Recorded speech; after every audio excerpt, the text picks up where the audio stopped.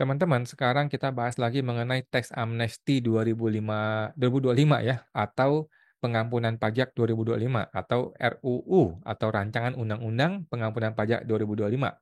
Perlu teman-teman pahami bahwa RUU ini adalah undang-undang untuk mengubah undang-undang yang sudah ada, yaitu Undang-Undang Nomor 11 Tahun 2016 mengenai pengampunan pajak yang berlaku untuk 2015 dahulu. Ini mau direvisi. Jadi ini bukanlah sebuah undang-undang baru. Ini adalah undang-undang yang baru untuk mengubah undang-undang yang lama. Artinya, poin-poin di dalam undang-undang ini akan sama atau mempunyai karakteristik yang mirip atau sama dengan TA yang 2016 dahulu yang untuk tahun 2015. Oke, paling diubah-ubah narasinya seperti tahunnya diubah, periodenya diubah, tarifnya diubah, tetapi karakteristiknya akan mirip-mirip. Ini menurut gua ya, pendapat gua pribadi. Nah, sekarang orang bertanya nih, kapan dimulai? Karena banyak orang udah pengen ikut ya, banyak orang udah pengen ikut, udah mabok nih ketemu oknum pajak, pengen ikut pengampunan pajak gitu ya. Jadi pengampunan pajak itu bukan hanya untuk melaporkan harta-harta yang masih kita sembunyikan, tetapi untuk melaporkan tetapi untuk menyelamatkan kita dari potensi pemeriksaan pajak. Gitu teman-teman ya. Kan orang takut diperiksa pajak ya. Orang takut diperiksa pajak, yang benar dia bisa jadi salah, yang sudah jujur bisa jadi kacau balau, ya apalagi yang sudah nggak jujur gitu kan, lebih parah lagi. Akibatnya orang lebih senang udah deh hapus dosa, ikuti tes amnesti, ikut pengampunan pajak, maka gue akan terbebas dari pemeriksaan. Itu yang diinginkan oleh wajib pajak. Sementara pihak DJP, oh tunggu dulu, nggak begitu ya. DJP pengennya, oke gue ampuni lu, tapi kami mau pajak yang maksimal. Kami mau lu rasakan rasa sakitnya gitu ya, dengan tarif yang maksimal. Nah, eh, per, per, apa namanya percekcokan ini akan terjadi di DPR, ya kan? Di DPR bahkan di balik meja, di belakang layar ya, bagaimana para pengusaha oligarki dengan pembuat kebijakan akan bertempur di situ ya. Dan akan terdapatlah win-win solution, terdapatlah suatu konsensus politik nanti bagaimana tarifnya. Nah, jadi pertanyaannya adalah kapan TA 2025 akan dimulai gitu ya? Menurut gua, teman-teman, ini kan baru dibahas di awal Januari ya. Ini kan Prolegnas 2025. Sekarang mah mereka lagi santai-santai. Mereka sekarang lagi mikirin mau liburan, mau bikin panggung di mana, santai-santai gitu kan. Karena semua orang sudah mau mindsetnya ke liburan nih, Desember nih. Sehingga akan dimulai dibahas di awal Januari. Nah, awal Januari 2025 itu kan orang lagi sibuk SPT tahunan, ya kan? Januari, Februari, Maret untuk SPT tahunan pribadi, sampai April untuk SPT tahunan badan. Bahkan badan itu punya waktu sampai bulan Juni, akhir 30 Juni, karena ada namanya SPTY ya, di mana SPT badan boleh diperpanjang sampai 2 bulan, maksimal 30 Juni. Jadi, pendapat gua adalah RUU ini kalau betul disahkan itu pasti melewati bulan April. Dia akan kasih kesempatan kepada wajib pajak badan ataupun pribadi untuk menyelesaikan SPT tahunan dahulu, dilaporkan dahulu sampai selesai, barulah TA ini bisa berlaku. Jadi walaupun pembahasannya di Januari sampai April atau bahkan disahkan Januari sampai April, tetapi berlakunya pasti setelah bulan April. Ini pendapat gua ya, feeling-feeling gua. Karena orang perlu dikasih kesempatan untuk lapor SPT tahunan 2024 gitu kan? Karena kan cut off-nya adalah SPT 24. Cut off-nya TA kali ini itu seharusnya SPT 2024. Kalau dia cut off ke SPT 2023 akan terlalu mepet dengan PPS yang 2020 kan? Kalau PPS 2020 kan berarti 21, 22, 23 cuma 3 tahun, terlalu mepet. 4 tahun akan lebih bagus. 5 tahun akan lebih bagus. Tetapi 5 tahun ke 2025 itu kan terlalu jauh. Berarti kan undang-undang ini di 2026 terlalu jauh gitu. Jadi paling ideal adalah SPT 2024 yang harus dipotong di cut off melalui RUU ini, undang-undang ini, sehingga RUU ini akan berlaku setelah bulan April. Artinya setelah orang punya kesempatan laporkan SPT tahunan 2024 orang pribadi maupun badan dengan baik dan benar. Oke? Jadi kapan dong?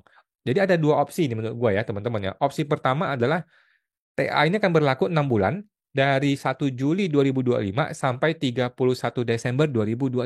Jadi berlaku 6 bulan. Jadi orang punya waktu 6 bulan gitu ya. Dan buat teman-teman yang mengikuti channel gua ya, walaupun berlaku 6 bulan, Anda harus ikut TA ini di hari pertama.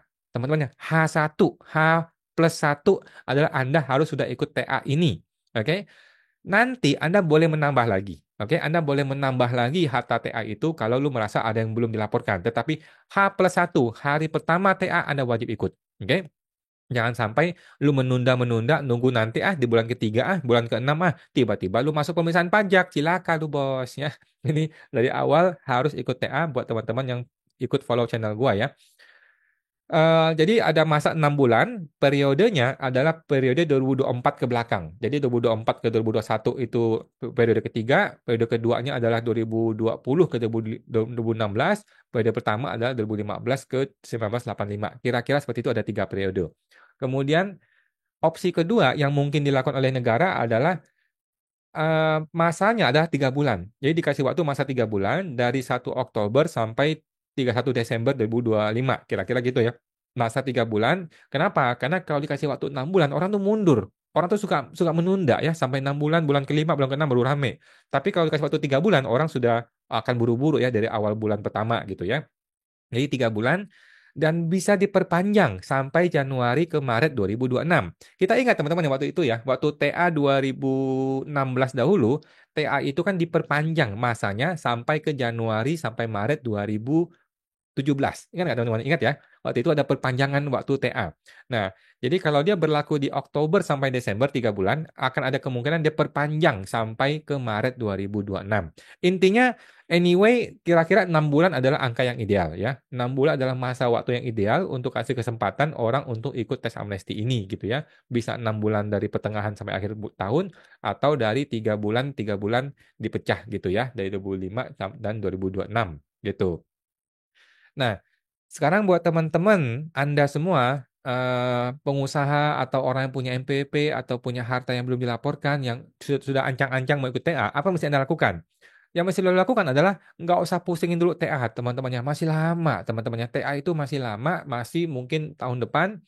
Yang mesti lu fokuskan sekarang adalah melaporkan SPT 2024 dengan baik dan benar. Teman-teman ya, Anda harus laporkan semua penghasilan Anda di 2024 dan semua harta yang Anda miliki di 2024, tetapi dengan angka yang maksimal yang sesuai dengan profil penghasilan Anda. Oke, jadi banyak orang berpikir, kalau nanti TA itu cut off di 2024, gimana kalau gue laporkan semua harta gue langsung di 2024, sehingga gue ikut TA angka kecil aja? Nggak bisa begitu, teman-teman ya.